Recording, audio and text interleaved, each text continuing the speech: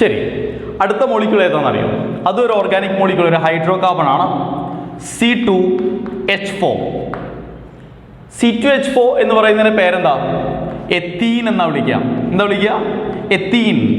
Okay, ethene, ETHENE, ethene. ഇത് ശരിക്കും എങ്ങനെ എക്സിസ്റ്റ് ചെയ്യുന്ന അറിയാം നിങ്ങൾക്ക്? CH2 ഡബിൾ ബോണ്ട് CH2, ഇങ്ങനെയാണ് ഈ മോളിക്യൂൾ ശരിക്കും എക്സിസ്റ്റ് ചെയ്യുന്നത്. അത് നിങ്ങൾ ചെറിയ ക്ലാസ്സുകളിൽ പഠിച്ചിട്ടുള്ള കാര്യമാണ്. ഓക്കെ, അപ്പോൾ നമുക്കറിയേണ്ടത് ഇവിടെയും 2 സെൻട്രൽ കാർബൺ ആറ്റം ഉണ്ട്. ഈ 2 സെൻട്രൽ കാർബൺ ആറ്റത്തിന് ചുറ്റുമുള്ള കണ്ടീഷൻസും സെയിം ആണ്. അതുകൊണ്ട് ഏതെങ്കിലും ഒരു കാർബൺ ആറ്റം എടുത്തിട്ട് അതിന്റെ ഹൈബ്രിഡൈസേഷൻ കണ്ടുപിടിച്ചാൽ അത് തന്നെയായിരിക്കും അടുത്ത കാർബൺ ആറ്റത്തിന്റെയും അവസ്ഥ, മാറ്റം ഉണ്ടാവില്ല. അപ്പോൾ ഞാൻ ഈ ഒരു കാർബൺ ആറ്റം എടുക്കുകയാണ്. ആ ഒരു കാർബൺ ആറ്റത്തിന് അറ്റോമിക് നമ്പർ അറിയാം, 6 ആണ്. ഇലക്ട്രോണിക് കോൺഫിഗറേഷൻ അറിയാം, 1s2, 2s2, 2p2 ആണ്. നമ്മൾ ബോക്സുകൾ വരച്ച് എഴുതുമ്പോൾ 1s, 2s, 2p. ഓക്കെ, ഇലക്ട്രോണുകൾ 2, 2 and 2. ക്ലിയർ ആണല്ലോ അല്ലേ? ഓക്കെ, ഇനി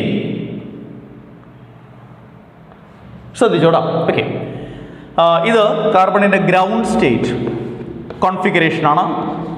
ഇത് നമ്മൾ നോക്കേണ്ട കാര്യം എന്ന് പറയുന്നത്, കാർബണിന്റെ ഗ്രൗണ്ട് സ്റ്റേറ്റിൽ വെച്ച് നിങ്ങൾക്ക് ഹൈബ്രിഡൈസേഷൻ നടത്താൻ പറ്റുമോ അതോ എക്സൈറ്റഡ് സ്റ്റേറ്റ് എടുക്കേണ്ടി വരുമോ എന്നുള്ളതാണ്.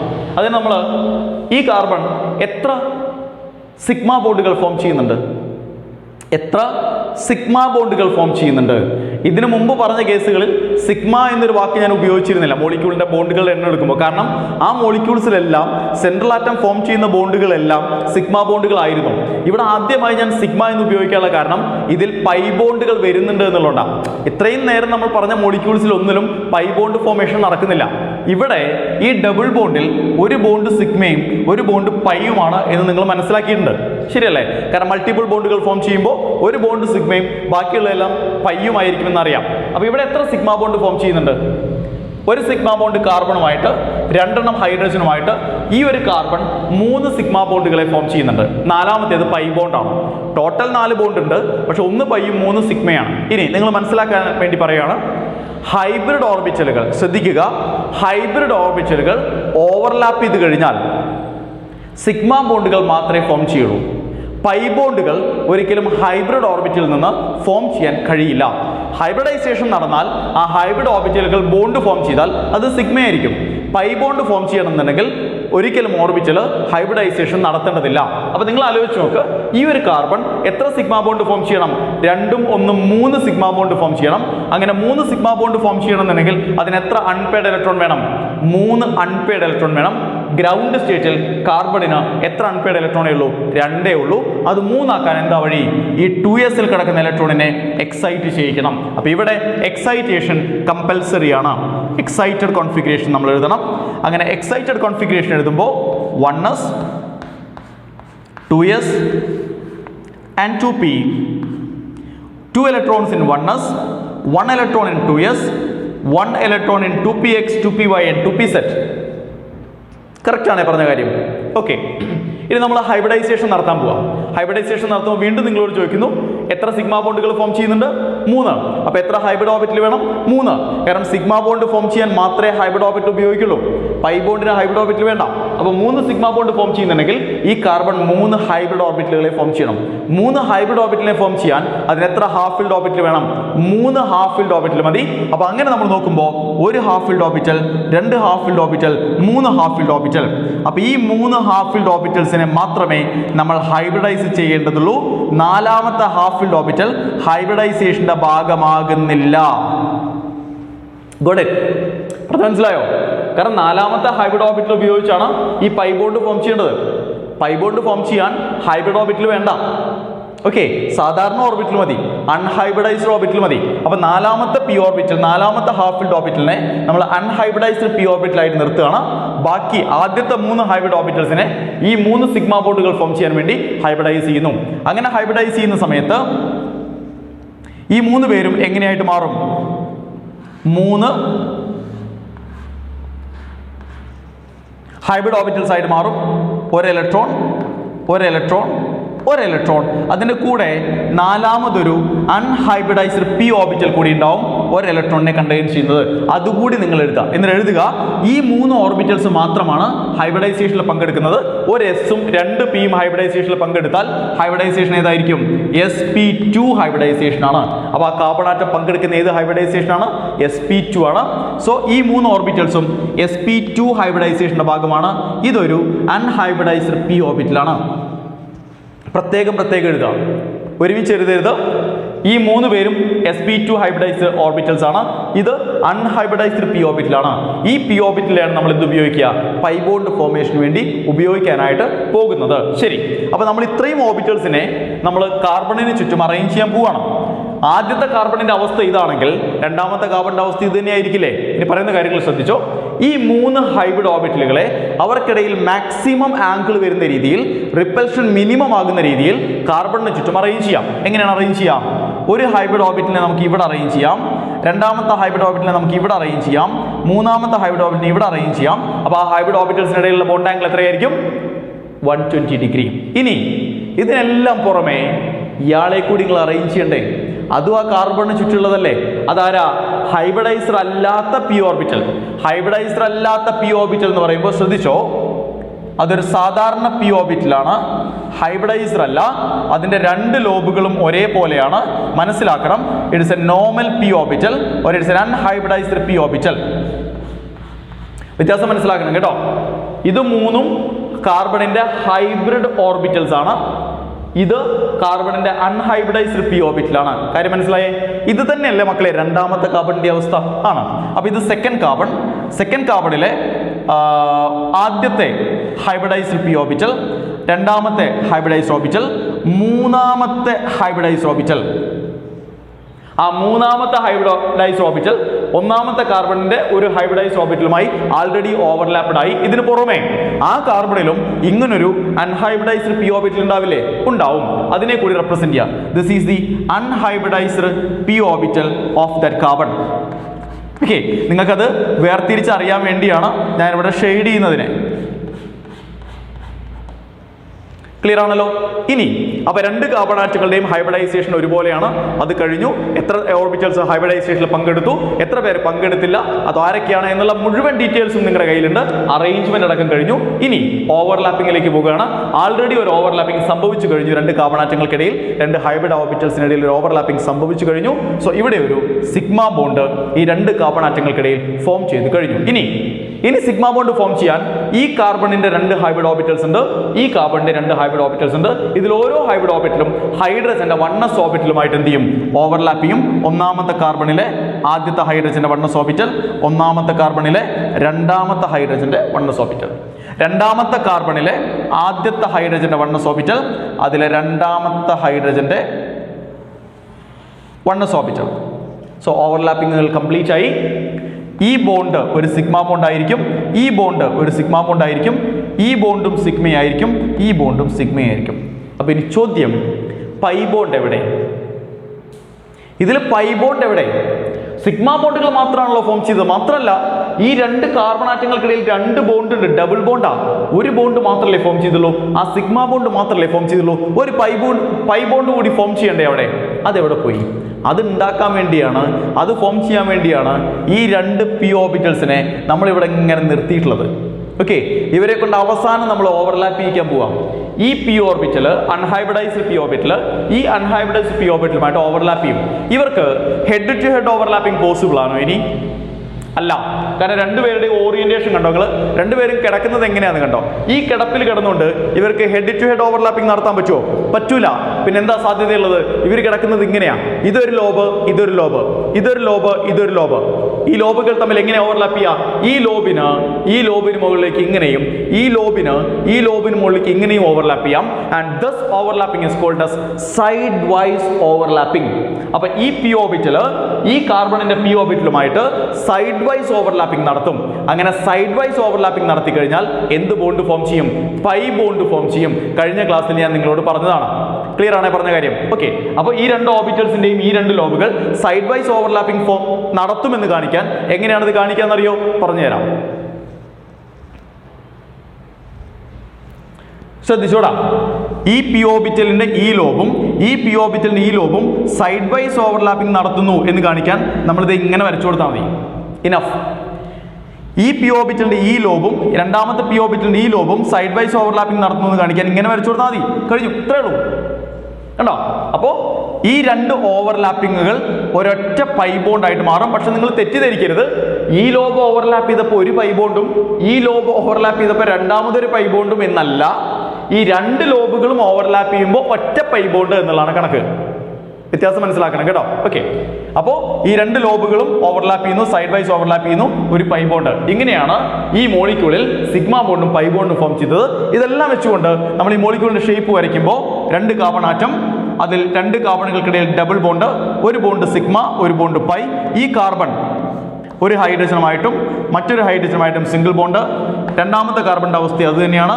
And this is the structure of the molecule ethene in which both the carbon atoms are sp2 hybridized. sp2 hybridized. Clear ആണല്ലോ അല്ലേ? അപ്പൊ സംഭവിച്ച കാര്യങ്ങൾ നിങ്ങൾ മനസ്സിലാക്കണം. ഇവിടെ മുഴുവൻ ഹാഫ് ഫിൽഡ് ഓർബിറ്റൽസിനെയും എന്തുകൊണ്ട് ഹൈബ്രിഡൈസേഷനിൽ എടുത്തില്ല എന്ന് നിങ്ങൾക്ക് മനസ്സിലാക്കണം. എന്തുകൊണ്ടാണ് ഈ ഓർബിറ്റലിനെ ഇതിൽ നിന്നും മാറ്റി എഴുതിയത് എന്ന് മനസ്സിലാക്കണം. ആ ഓർബിറ്റലിന്റെ റോൾ എന്താണ് എന്ന് മനസ്സിലാക്കണം. ഇത്രയും നിങ്ങൾക്ക് മനസ്സിലായാൽ ഈ മോളിക്യൂൾ വളരെ സിമ്പിൾ ആയിട്ട് മനസ്സിലാക്കാൻ പറ്റും.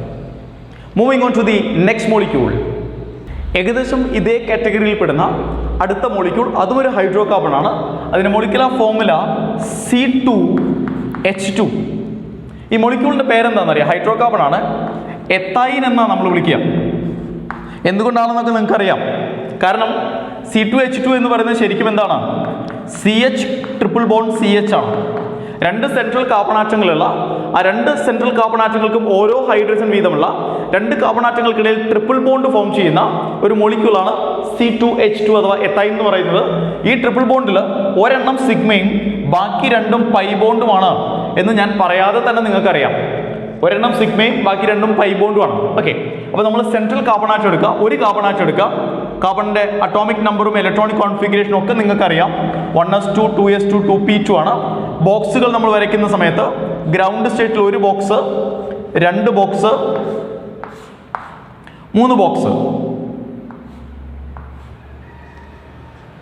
അല്ലേ? ഓക്കെ, അതിൽ രണ്ട് ഇലക്ട്രോൺ, രണ്ട് ഇലക്ട്രോൺ, രണ്ട് ഇലക്ട്രോൺ. ശരിയാണല്ലോ? This is the ground state configuration of carbon. ഇനി ഇതിന് എക്സൈറ്റേഷൻ വേണോ വേണ്ടയോ എന്ന് തീരുമാനിക്കുന്നത് ഈ കാർബൺ ഫോം ചെയ്യുന്ന ബോണ്ടുകൾ സിഗ്മ ബോണ്ടുകളാണ്. ഈ കാർബൺ എത്ര സിഗ്മ ബോണ്ട് ഫോം ചെയ്യുന്നുണ്ട്? ഹൈഡ്രജനുമായിട്ട് ഒരു സിഗ്മ ബോണ്ട്, ഈ കാർബണുമായിട്ട് ഒരു സിഗ്മ ബോണ്ട്, ടോട്ടൽ രണ്ട് സിഗ്മ ബോണ്ട്. രണ്ട് സിഗ്മ ബോണ്ട് ഫോം ചെയ്യുന്നുണ്ടെങ്കിൽ എത്ര ഹാഫ് ഫിൽഡ് ഓർബിറ്റൽ വേണം? രണ്ട് ഹാഫ് ഫിൽഡ് ഓർബിറ്റൽ വേണം. അപ്പോൾ നമ്മൾ ഹാപ്പി ആവും. കാരണം എന്താ? ഇവിടെ രണ്ട് ഹാഫ് ഫിൽഡ് ഓർബിറ്റൽ ഉണ്ട്, ഇനി എക്സൈറ്റേഷൻ ആവശ്യമില്ലല്ലോ എന്നുള്ളൊരു ആശ്വാസം നമുക്കുണ്ടാവും. ആ ആശ്വാസം വെറുതെയാണ്. എക്സൈറ്റേഷൻ വേണം. കാരണം എന്താ? ഈ രണ്ട് ഹാഫ് ഫിൽഡ് ഓർബിറ്റൽസും പിയുടെ തന്നെയാണ്.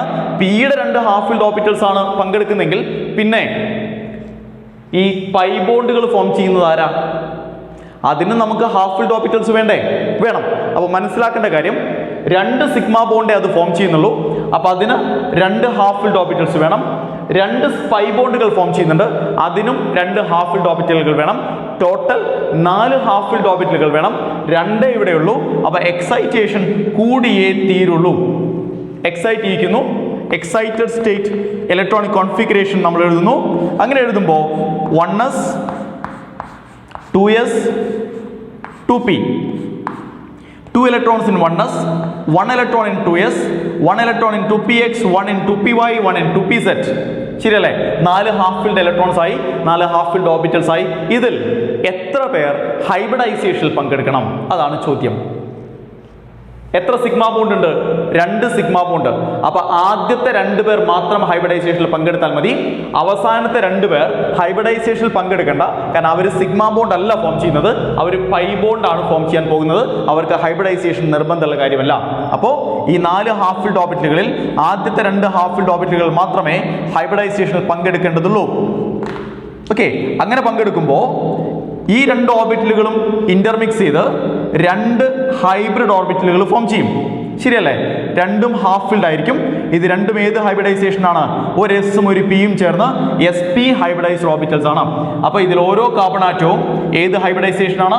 sp ഹൈബ്രിഡൈസേഷൻ ആണ്. ഇനി ഈ രണ്ട് ഓർബിറ്റൽസിനെ നമ്മൾ എന്താ ചെയ്യുക? അവരെ ഇവരിൽ നിന്നും മാറ്റി എഴുതാം. അതും ഹാഫ് ഫിൽഡ് ആണ്. ഇത് രണ്ടും അൺഹൈബ്രിഡൈസ്ഡ് p ഓർബിറ്റൽസ് ആണ്. ക്ലിയർ ആണല്ലോ അല്ലേ? അൺഹൈബ്രിഡൈസ്ഡ് p ഓർബിറ്റൽസ് ആണ്. കാര്യങ്ങൾ ക്ലിയർ ആണ്. ഇനി രണ്ട് കാർബൺ ആറ്റങ്ങൾ, carbon atom number 1 and carbon atom number 2, ഈ രണ്ട് കാർബൺ ആറ്റത്തിന് ചുറ്റും എത്ര ഹൈബ്രിഡ് ഓർബിറ്റൽസ് ഉണ്ട്? 2 ഹൈബ്രിഡ് ഓർബിറ്റൽ. ഈ 2 ഹൈബ്രിഡ് ഓർബിറ്റലുകളെ നിങ്ങൾ എത്ര ആംഗിൾ ഡിഫറൻസിലാണ് മാക്സിമം അറേഞ്ച് ചെയ്യാൻ പറ്റുക? ആദ്യത്തെ കാർബണിന്റെ ഒരു ഹൈബ്രിഡ് ഓർബിറ്റൽ ഇവിടെയും അടുത്ത ഹൈബ്രിഡ് ഓർബിറ്റൽ ഇവിടെയും 180 ഡിഗ്രി ആംഗിളിലല്ലേ നിങ്ങൾക്ക് അവരെ മാക്സിമം അറേഞ്ച് ചെയ്യാൻ പറ്റുള്ളൂ? 2 ഹൈബ്രിഡ് ഓർബിറ്റലല്ലേ ഉള്ളൂ. അപ്പോൾ അത് കൺഫേംഡ് ആയി. അപ്പോൾ ഈ കാർബണിന്റെയും 2 ഹൈബ്രിഡ് ഓർബിറ്റലുകളെ നമ്മൾ 180 ഡിഗ്രി ആംഗിളിൽ അറേഞ്ച് ചെയ്ത് കഴിഞ്ഞു. ക്ലിയർ ആണല്ലോ അല്ലേ? അപ്പോൾ ആ അറേഞ്ച്മെന്റിന്റെ ഭാഗമായി ആൾറെഡി ഒരു ഓവർലാപ്പിംഗ് നടന്നു കഴിഞ്ഞിട്ടുണ്ട്. നിങ്ങളുടെ ഓർമ്മയിൽ പെടുത്താണ് ഞാനത്. ഇനി കഴിഞ്ഞിട്ടില്ല. ഓരോ കാർബണിലും 2 അൺഹൈബ്രിഡൈസ്ഡ് p ഓർബിറ്റൽസ് ഉണ്ട്. ഹാഫ് ഫിൽഡ് ആയി കിടക്കുന്ന 2 അൺഹൈബ്രിഡൈസ്ഡ് p ഓർബിറ്റൽസ് ഉണ്ട്. ഹൈബ്രിഡൈസേഷനിൽ പങ്കെടുക്കാത്ത p ഓർബിറ്റൽസ് ഉണ്ട്. അവരെ നമ്മൾ റെപ്രസെന്റ് ചെയ്യണ്ടേ? വേണം. അപ്പോൾ ഇത് ആദ്യത്തെ കാർബൺ. എത്ര അൺഹൈബ്രിഡൈസ്ഡ് p ഓർബിറ്റൽ ഉണ്ട്? 2. നേരത്തെ ഒരെണ്ണേ ഉണ്ടായിരുന്നുള്ളൂ, ഇപ്പൊ 2 ഉണ്ട്. ശ്രദ്ധിച്ചോടാ. അപ്പോൾ ഇത് ആദ്യത്തെ അൺഹൈബ്രിഡൈസ്ഡ് p ഓർബിറ്റൽ. ഞാൻ അതിനെ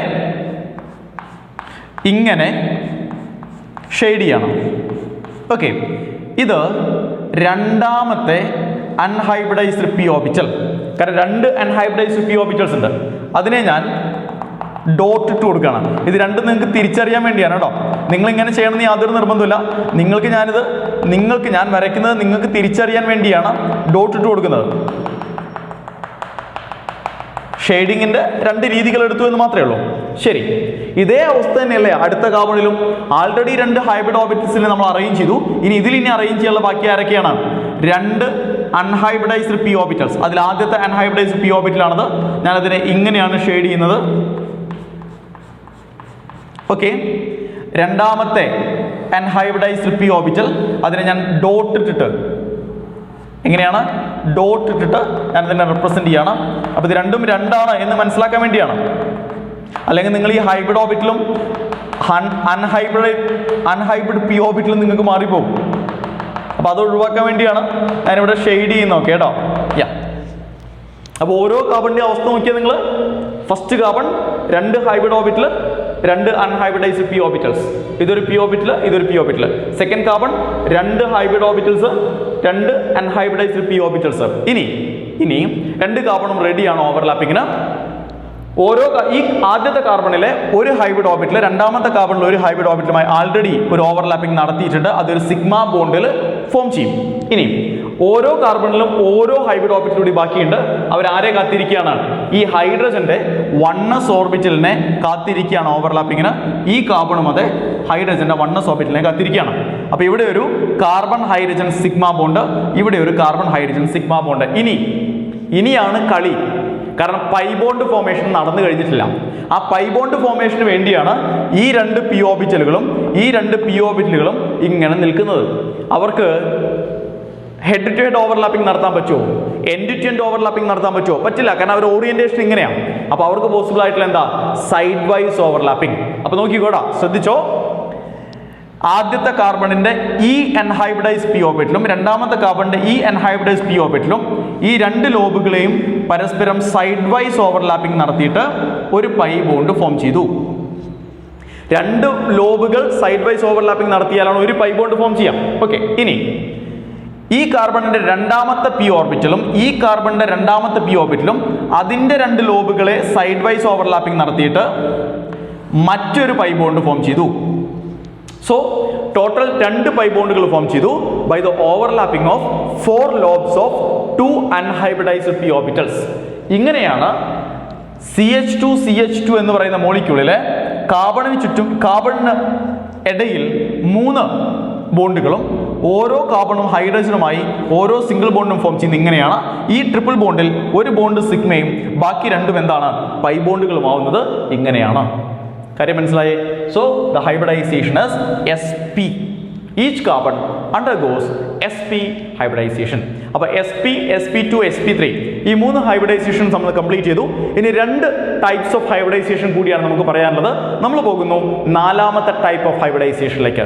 sp കഴിഞ്ഞു, sp2 കഴിഞ്ഞു, sp3 കഴിഞ്ഞു. അടുത്ത ഹൈബ്രിഡൈസേഷൻ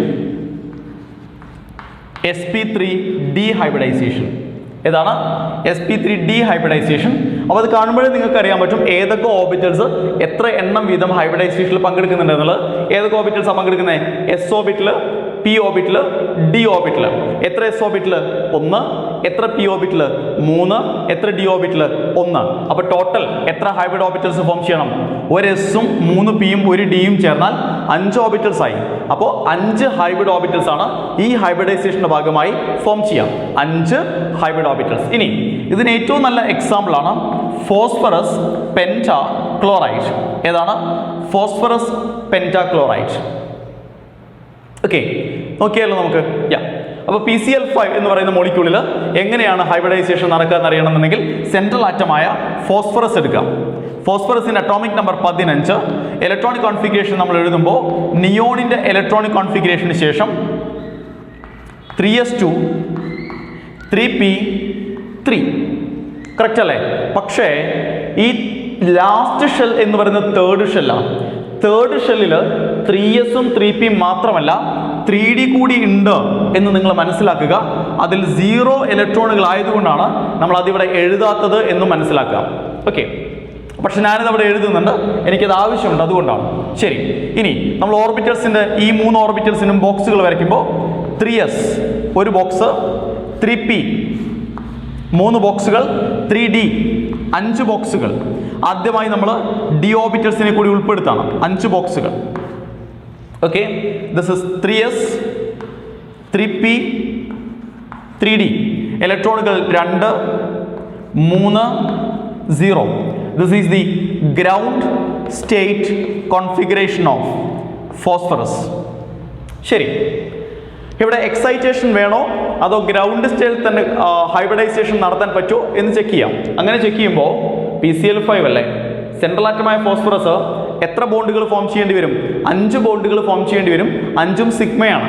പ്രത്യേകിച്ച് പറയേണ്ട ആവശ്യമില്ലല്ലോ, കാരണം ഓരോ ക്ലോറിനുമായിട്ടും ഓരോ സിംഗിൾ ബോണ്ടാണ്. അപ്പോൾ 5 ക്ലോറിനുമായിട്ട് 5 സിംഗിൾ ബോണ്ട്. സിംഗിൾ ബോണ്ടുകളെല്ലാം സിഗ്മയാണ്. അപ്പോൾ ഫോസ്ഫറസ് 5 ബോണ്ടുകൾ ഫോം ചെയ്യണം.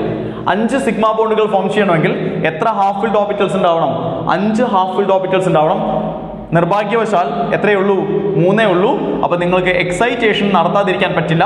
എവിടെ നിന്ന് ഇങ്ങോട്ടാണ് എക്സൈറ്റേഷൻ നടത്താൻ കഴിയുക? ഫുള്ളി ഫിൽഡ് ആയിരിക്കുന്ന 2sൽ ഒരു ഇലക്ട്രോണിനെ എംപ്റ്റി ആയ 3dയിലേക്ക് എക്സൈറ്റേഷൻ നടത്താം. അങ്ങനെ എക്സൈറ്റേഷൻ നടത്തുമ്പോൾ നമുക്ക് ഫോസ്ഫറസിന്റെ എക്സൈറ്റഡ് സ്റ്റേറ്റ് ഇലക്ട്രോണിക് കോൺഫിഗറേഷൻ കിട്ടും. എങ്ങനെയാണ് എഴുതുക? 3s 3p 3d.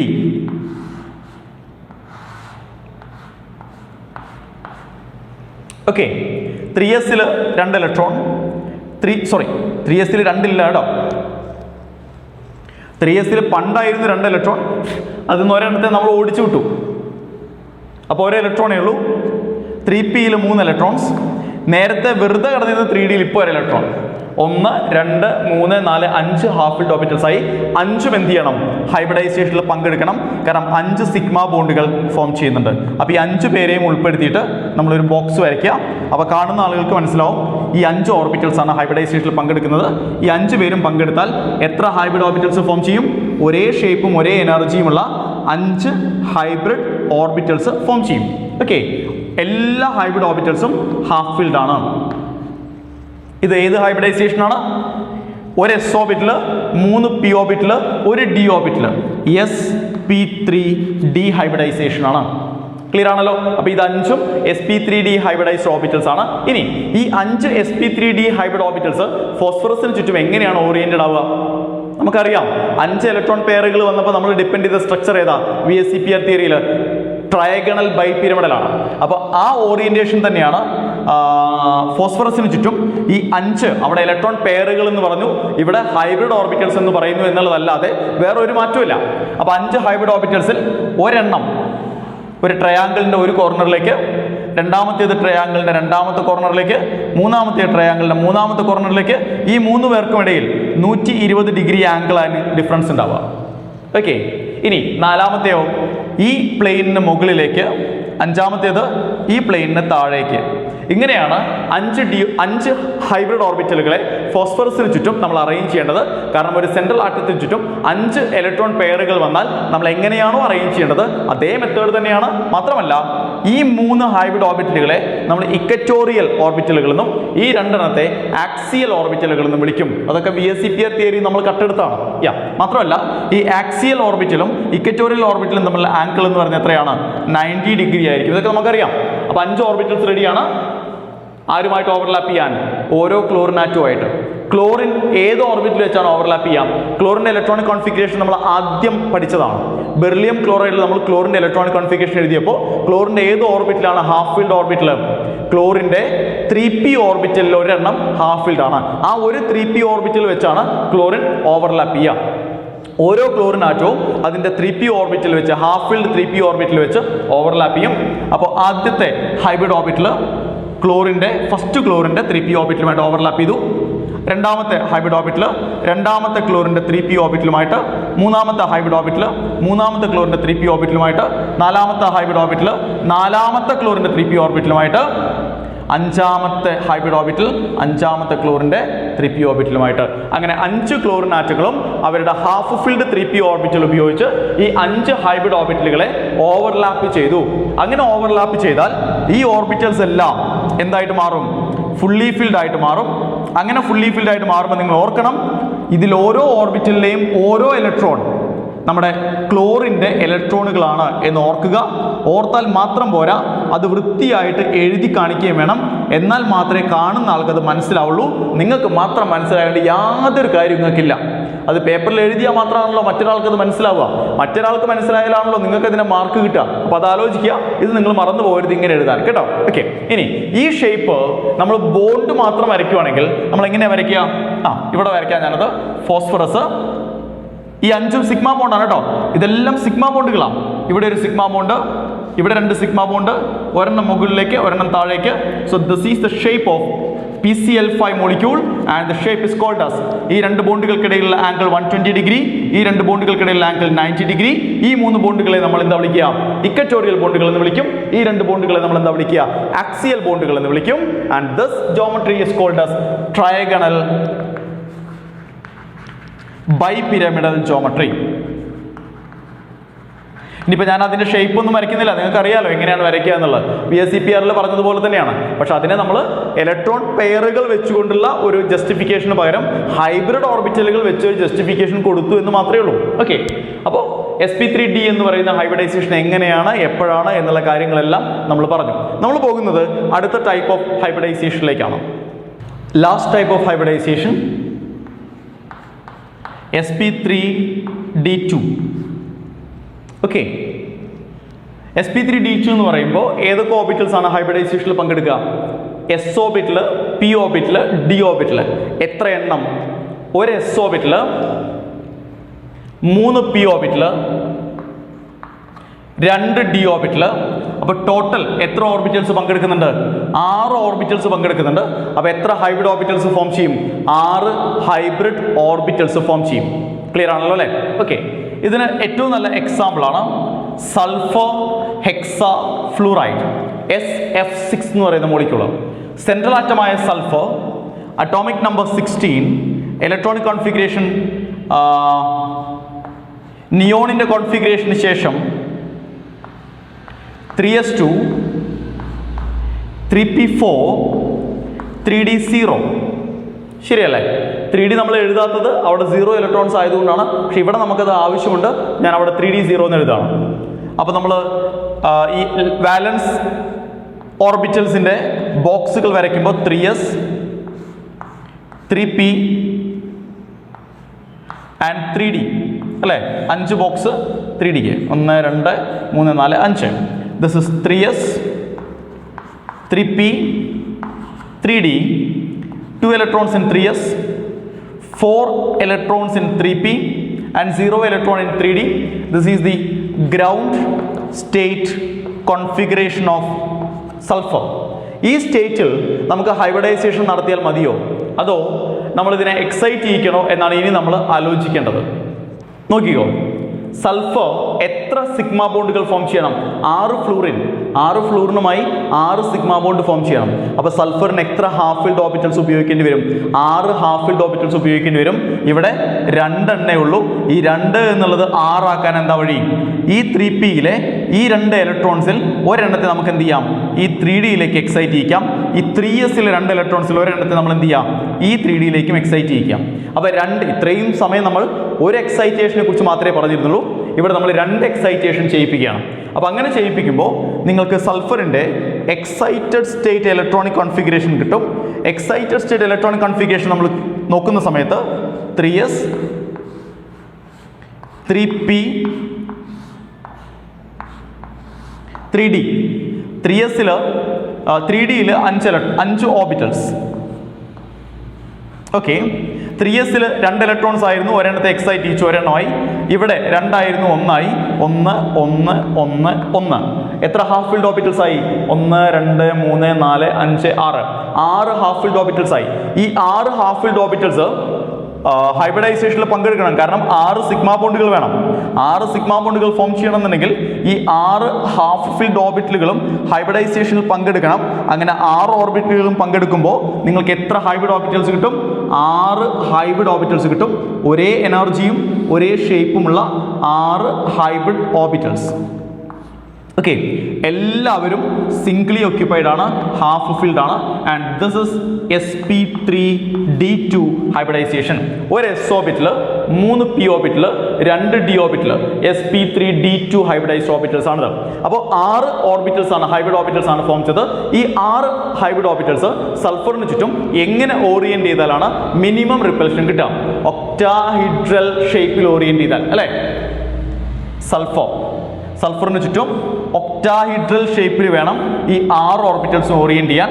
അപ്പോൾ ഒരു ഹൈബ്രിഡ് ഓർബിറ്റൽ ഇവിടേക്ക്, ഒരു ഹൈബ്രിഡ് ഓർബിറ്റൽ ഇവിടേക്ക്, ഒരു ഹൈബ്രിഡ് ഓർബിറ്റൽ ഇവിടേക്ക്, ഒരെണ്ണം ഇവിടേക്ക്. ഇനി അടുത്ത ഹൈബ്രിഡ് ഓർബിറ്റലോ ഈ പ്ലെയിനിന് മുകളിലേക്ക്, അടുത്ത ഹൈബ്രിഡ് ഓർബിറ്റൽ ഈ പ്ലെയിനിന് താഴേക്ക്. ശരിയല്ലേ? ഈ പ്ലെയിനിന് താഴേക്ക്. അപ്പോൾ ഞാനൊരു 3D സ്ട്രക്ചറാണ്. ഒരു കാര്യം ചെയ്യാം, 3D ഒന്നും വരയ്ക്കേണ്ട, നിങ്ങൾക്കത് ചിലപ്പോൾ കൺഫ്യൂഷൻ ഉണ്ടാവും. അപ്പോൾ ഇത് മറ്റൊരു ഹൈബ്രിഡ് ഓർബിറ്റലാണ്. 6 ഹൈബ്രിഡ് ഓർബിറ്റൽസിനെ ഞാൻ അറേഞ്ച് ചെയ്തു. 1 2 3 4 5 6. ഈ 6 ഹൈബ്രിഡ് ഓർബിറ്റൽസിനിടയിലുള്ള ആംഗിൾ എന്ന് പറയുന്നത് എത്രയാണ്? 90 ഡിഗ്രിയാണ്. അതിൽ സംശയമൊന്നുമില്ലല്ലോ? ഇല്ല. ഇതൊക്കെ നമുക്ക് VSEPR തിയറിയിൽ നിന്ന് അറിയാവുന്ന കാര്യങ്ങളാണ്. പക്ഷെ അവിടെ നമ്മൾ പറഞ്ഞ 6 ബോണ്ട് പെയർ എന്നാണ്. ഇവിടെ നമ്മൾ പറയുന്നു 6 ഹൈബ്രിഡ് ഓർബിറ്റൽ എന്ന്. അത്രേ വ്യത്യാസമുള്ളൂ.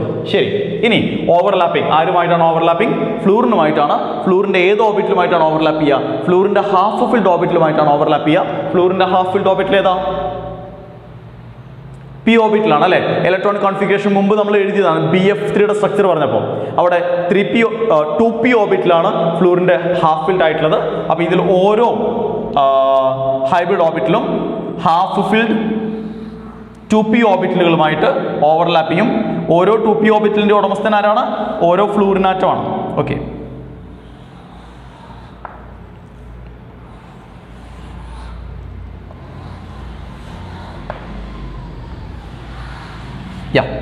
അപ്പോൾ 6 ഓവർലാപ്പിങ്ങുകൾ കഴിഞ്ഞു. ഓരോ ഓവർലാപ്പിങ്ങും ഓരോ സിഗ്മ ബോണ്ടുകളെ ഫോം ചെയ്യും. Sigma sigma sigma sigma sigma sigma. 6 sigma ബോണ്ടുകൾ എങ്ങനെയാണ് നമ്മൾ അറേഞ്ച് ചെയ്യുക? സൾഫറിന് ചുറ്റും 4 സിഗ്മ ബോണ്ടുകൾ ഈ ഒരു പ്ലെയിനിൽ, ഒരെണ്ണം മുകളിലേക്ക്, ഒരെണ്ണം താഴേക്ക്, ഓരോന്നും ഫ്ലൂറിനുമായിട്ട്. So this is the shape of SF6 molecule, or this is geometry of SF6 molecule, and the bond angle is always 90 degree. This is called as octahedral structure, അല്ലെങ്കിൽ ഒക്ടാഹീഡ്രൽ ജോമെട്രി, അല്ലെങ്കിൽ ഒക്ടാഹീഡ്രൽ ഷേപ്പ്. അറിയാമല്ലോ നമുക്ക്. അപ്പോൾ ഇവിടുത്തെ hybridisation ഏതാണ്? sp3d2. ഹൈബ്രിഡൈസേഷനും ഓവർലാപ്പിങ്ങും കഴിഞ്ഞാൽ ഈ half filled orbitals എന്തായിട്ട് മാറും? ഫുള്ളി ഫിൽഡ് ആയിട്ട് മാറും. ഓക്കെ,